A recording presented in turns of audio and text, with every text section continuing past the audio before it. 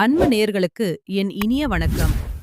ரிஷபம் ராசிக்கார நேயர்களே, நம்ம இன்னைக்கு வீடியோ பதிவுக்குள்ள முழுமையா போறதுக்கு முன்னாடி, அந்த முழுமுதற் கடவுள் முருகப்பெருமான மனதார வேண்டிக்கிட்டு, அப்புறமா வீடியோ பதிவுக்குள்ள போகலாங்க.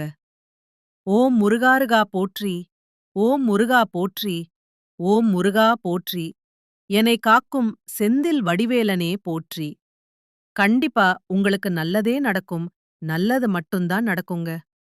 பொதுவா நம்ம ரிஷபராசிக்காரங்கள எடுத்துக்கிட்டோம்னா, இவங்க கொஞ்சம் பிடிவாத குணம் கொண்டவங்க. தன் மனசாட்சிக்கு எது சரின்னு படுதோ, அதுல ரொம்பவே உறுதியா இருப்பாங்க. அந்த மன வலிமை காரணமா மத்தவங்களுக்காக தங்கள மாத்திக்கவே மாட்டாங்க. ஆனா ஒண்ணுங்க, இவங்க மனசுல இருக்கிற உணர்ச்சிகள வெளியில சொல்றதுக்கு ரொம்பவே தயங்குவாங்க. கொஞ்சம் தாமதப்படுத்துவாங்க. நீங்க யார்கிட்ட பேசினாலும் சரிங்க. அவங்க ரொம்ப படிச்சவங்களா, இல்ல படிக்காதவங்களா, ஏழையா, பணக்காரனா, உயர்ந்த அந்தஸ்துல இருக்கிறவங்களா, இல்ல சாதாரணமானவங்களா, இந்த மாதிரி எந்த ஒரு பாகுபாடும் நீங்க பார்க்கவே மாட்டீங்க. எல்லாரையும் மனுஷனா மதிக்கிற குணம் உங்ககிட்ட இருக்கு. எல்லார்கிட்டயும் ஒரே மாதிரி தான் பேசுவீங்க, ஒரே மாதிரி தான் பழகுவீங்க.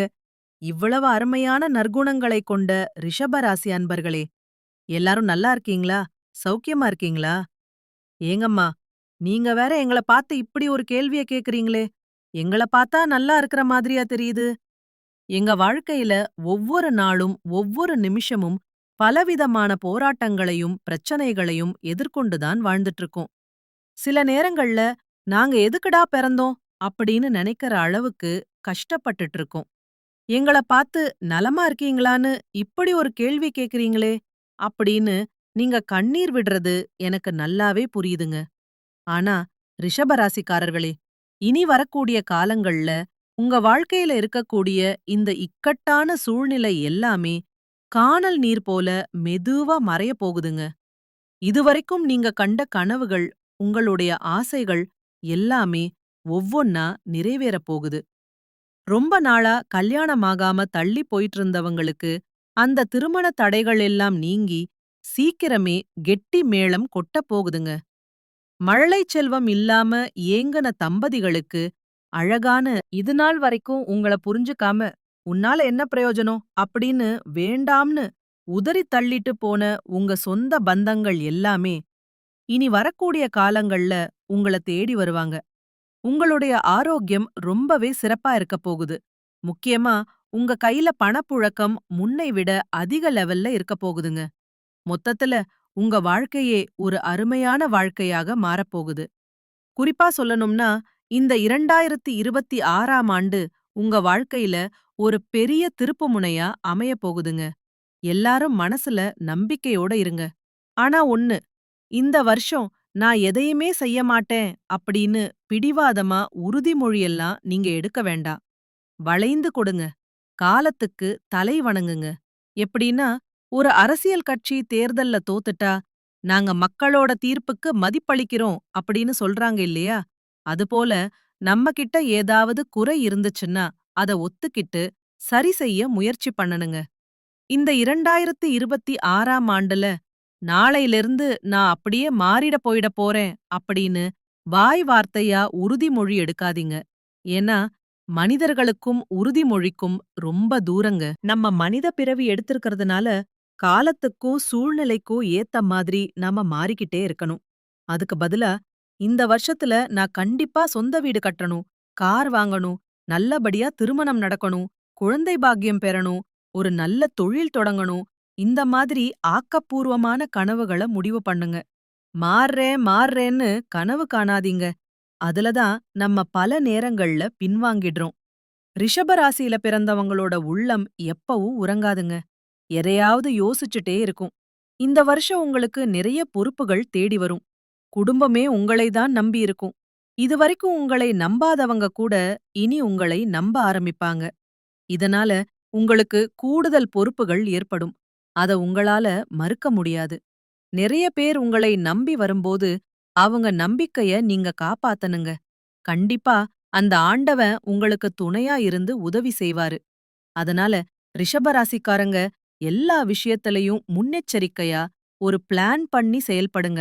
வேலை நிமித்தமாவோ இல்ல வேற காரணத்துக்காகவோ இடமாற்றம் செய்யணும்னு நினைக்கிறவங்களுக்கு நல்ல பலன் கிடைக்கும்.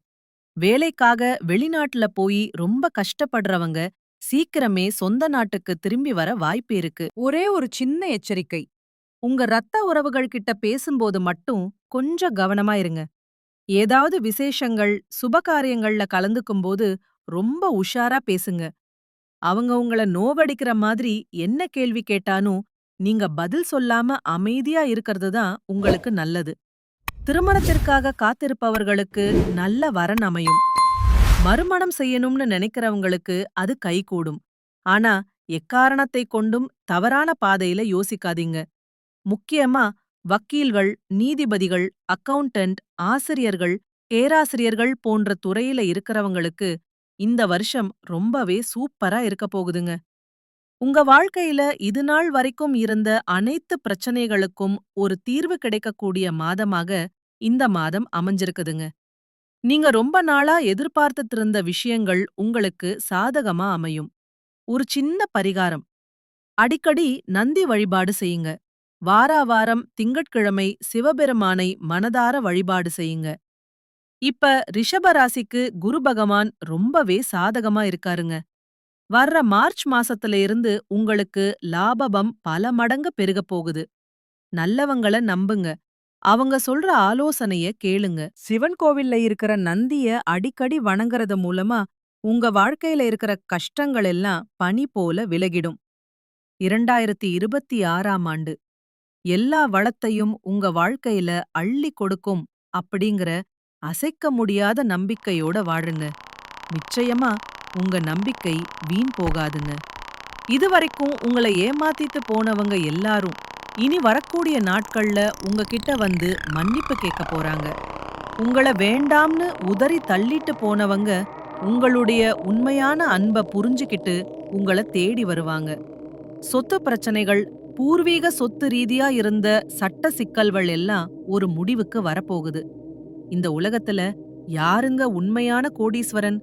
கோடி கோடியா பணம் வச்சிருக்கிறவங்களா? இல்ல பிடிச்ச உணவ மட்டும் சாப்பிடுறவங்களா? இல்ல பிடிச்சவங்க கிட்ட பேசுறவங்களா? அப்படின்னு பார்த்தா அவங்க யாருமே முழுமையான கோடீஸ்வரன் கிடையாதுங்க.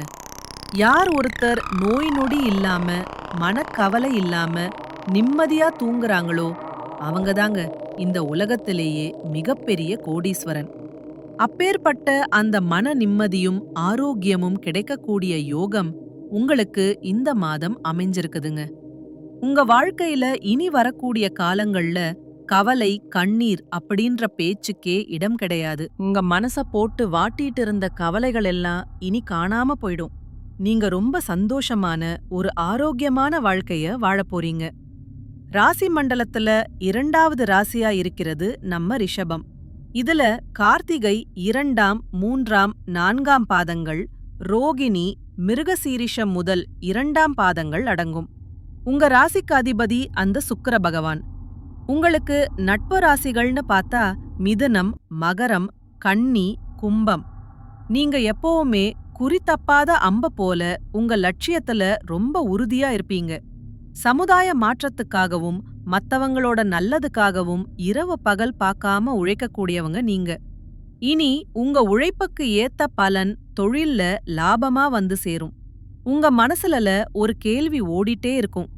என் வாழ்க்கையில பண கஷ்டம் மட்டும் ஏன் தீரவே மாட்டேங்குதுன்னு. அந்த பணத்தை நீங்க உங்களுக்காகவா செலவு பண்றீங்க? இல்லங்க, யாரோ ஒருத்தருக்காக ஏதோ ஒரு சூழ்நிலையில கடனை வாங்கி உங்க தலையில போட்டுக்கிட்டீங்க. அந்த பாரத்தை இன்னைக்கும் சுமந்துட்டு இருக்கீங்க. ஆனா கவலைப்படாதீங்க, அதுக்கான தீர்வு என்னன்னு யோசிங்க. இந்த 6 விஷயங்கள மட்டும் தினமும் கடைப்பிடிங்க. எதிர்மறையா யோசிக்காதீங்க. நல்லதே நடக்கும்னு நம்புங்க. திட்டமிட்டு செயல்படுங்க. யாரையும் சார்ந்து இருக்காதீங்க. கடமைய சரியா செய்யுங்க.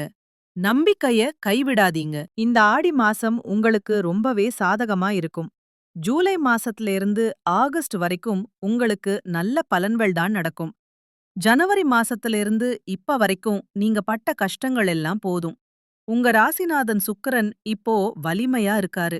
அதனால உங்க எண்ணம் போல உங்க வாழ்க்கை சிறப்பா அமையும். குலதெய்வம் எங்கேயோ இருக்குன்னு வருத்தப்படாதீங்க.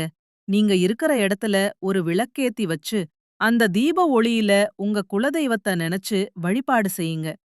குலதெய்வம் தெரியாதவங்க கூட தீபம் ஏத்தி மனதார வேண்டிக்கோங்க. முதல்ல குலதெய்வம், அப்புறம்தான் மத்த தெய்வங்கள். தினமும் காலையில எந்திரிச்ச உடனே மறக்காம சூரிய பகவான நமஸ்காரம் பண்ணுங்க. அவருடைய அந்த பிரகாசமான ஒளி உங்க வாழ்க்கையில இருக்கிற இருளையெல்லாம் போக்கிடும். கிரகங்கள் உங்களுக்கு சாதகமா இல்லைனா கூட சூரியனோட அனுக்கிரகம் இருந்தா போதும், நீங்க ஜெயிச்சிரலாம். உங்க கண்ணீரெல்லாம் கண்டிப்பா கரையும். நல்லதே நடக்கும். நல்லது மட்டும்தான் நடக்கும். நன்றி. வணக்கம்.